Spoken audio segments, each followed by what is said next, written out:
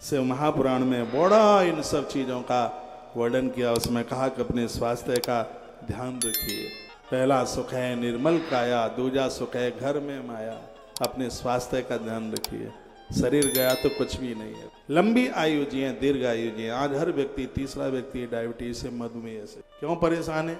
क्योंकि जागने का, खाने का और सोने का क्रम खराब हो। नींद को पूरा कीजिए। आप काम कीजिए। आपका इंजन ही दिक्कत परेशान करेगा तो आप समाज के लिए कैसे क्या कुछ। तो मैं निवेदन कर रहा था कि प्राणायाम में एक बार अक्षय कुमार, हाँ उन्हीं को मैं सुन रहा था, उनकी बड़ी बढ़िया सी वीडियो थी। वो कहते थे कि जो 1 घंटा अपने शरीर को नहीं देख सकते वो समाज को क्या देंगे। वो कहते हैं मैं इतना भाग्यशाली व्यक्ति हूँ, मैंने इस उम्र तक उगते हुए सूर्य का दर्शन न किया हो, ऐसा आज तक नहीं हुआ। वो समय उनकी उम्र लगभग 45 ईयर्स होती थी।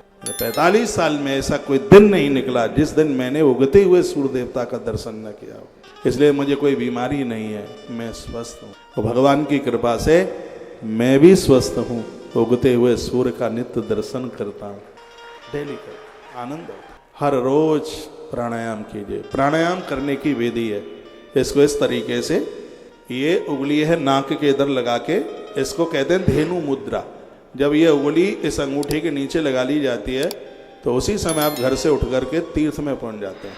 इस तरीके से ये उंगली यहाँ लगाई जाती है, मुंह बंद होता है, धीमे धीमे श्वास ऊपर खींची जाती है। ओम ओम का उच्चारण करते हुए, एक ऐसा ओम शब्द है जिसको नहाए बिना नहाए कैसे भी उसको आप उच्चारण कर सकते हैं, लेकिन वो महापुरुषों के मुख से सुना गया हो वही ओम प्रभावी है। तो उसको ऐसे आप इस तरीके से ऊपर चढ़ाते हुए फिर अंगूठे से बंद कीजिए, अंदर घुटने दीजिए और धीमे धीमे उन श्वासों को बाहर निकाल दीजिए अनुलोम विलोम करते हुए। और वो श्वास नीचे जाएंगी, आपके अंदर का नकारात्मक जो कचरा है वो सब बाहर आ जाएगा। इससे फेफड़े मजबूत हो। यदि आप बहुत धार्मिक हैं तो राम रक्षा स्तोत्र का पाठ जिंदगी को बहुत मजबूत करके रखेगा। यदि आप और धार्मिक हैं तो नारायण कवच का एक मंत्र है, ओम विष्णवे नमः, ओम विष्णवे नमः, ओम विष्णवे नमः। घर से चलो 5 बार इसका उच्चारण कर, पवित्र मुख से 5 बार इसका उच्चारण करते हुए अपनी गाड़ी में बैठिए।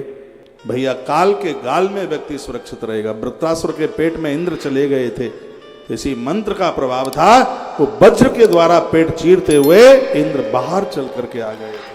हमारा मंत्र विज्ञान बड़ा अद्भुत है। मंत्रों के प्रभाव से जीवन दान लोगों को मिला है, मंत्र के प्रभाव। अभी हम 3 दिन पहले से यज्ञशाला में अग्नि मंथन कर रहे थे और खूब घर्षण हो रहा था, लेकिन अग्नि प्रकट नहीं हो रही थी। इस हवन कुंड में माचिस की तीली से अग्नि प्रकट नहीं की गई है, इसमें अग्नि का मंथन किया गया।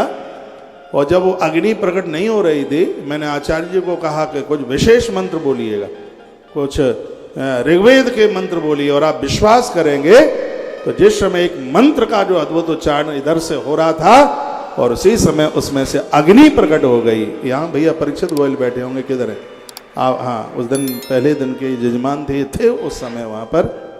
ये मंत्र के द्वारा अग्नि प्रकट हुई है। मंत्र एक बहुत बड़ा विज्ञान है। हनुमान जी ने प्रभु राम जी को नाम के प्रभाव से अपने बंधन में बांध लिया। सुमिरि पवन सुत पावन नामू, अपने बस कर राखे राम। आप किसी भी क्षेत्र में हों, आप व्यवसायी हों, आप उद्योगपति हों, आप और कोई कारोबारी हों, आप कोई भी हो अपने किसी भी क्षेत्र में, मैं कहूँगा कि भगवान के बिना कोई काम चल नहीं सकता। बारी के मथने से तेल निकल सकता है, पत्थर में से मक्खन निकल सकता है, ये सब संभव है। लेकिन भगवान के बिना किसी जीव का उद्धार हो जाए ये कभी संभव हो ही नहीं सकता।